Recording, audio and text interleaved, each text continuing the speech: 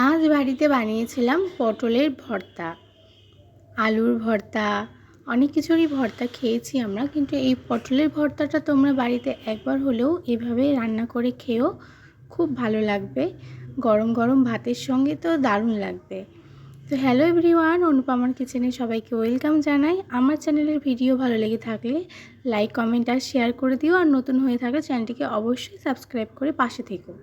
তো দেখো, প্রথমে পটলগুলো নিয়েছি আমি এখানে 6টা মতন পটলের ভর্তা করব। তো প্রথমে পটলের উপরে যে হালকা চোচাটা থাকে সেটাকে ভালো মতন চেঁচে নিয়ে এদিকে 2 ফালি করে এরকম ছোট ছোট টুকরোর মতন করে এখানে আমি কেটে নিব।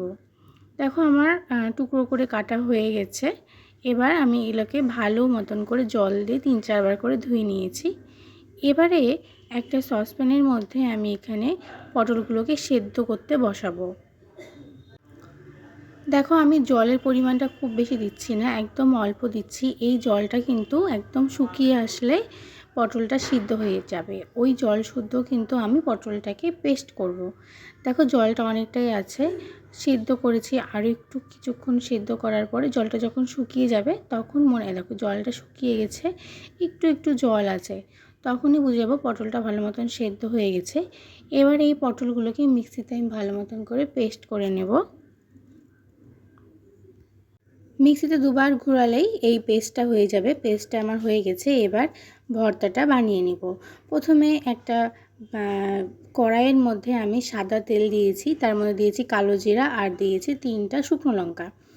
এর মধ্যে এবার দিয়ে দেবো কুচনো পেঁয়াজ আর রসুন। এবার এগুলোকে একটু ভাজা ভাজা করে নেব।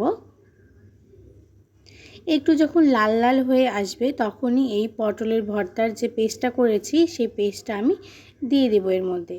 দিয়ে এটাকে ভালো মতন করে এর সাথে মিশিয়ে নেব। দেখো, মেশানো আমার হয়ে গেছে।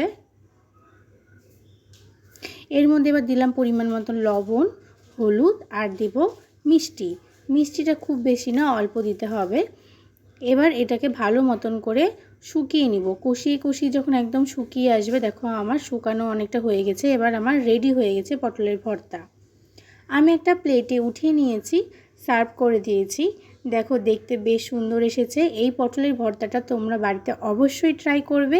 কেমন লাগলো কমেন্টে অবশ্যই জানিও। ভিডিওটা ভালো লেগে থাকলে লাইক, কমেন্ট আর শেয়ার করে দিও। সবাইকে টাটা।